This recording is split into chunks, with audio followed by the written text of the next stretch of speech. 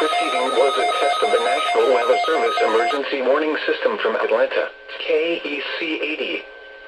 This test is conducted at approximately 11:30 each Wednesday morning, weather permitting.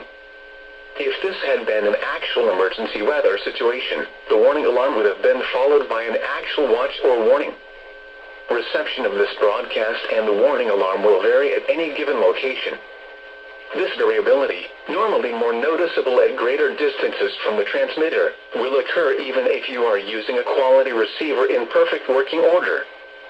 To provide the most consistent warning service possible, the warning alarm will normally be activated for warnings in selected watches within a 40-mile radius of your transmitter.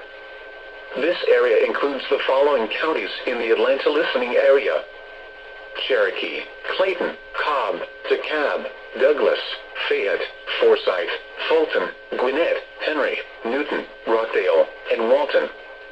This concludes the weekly test of the warning alarm system.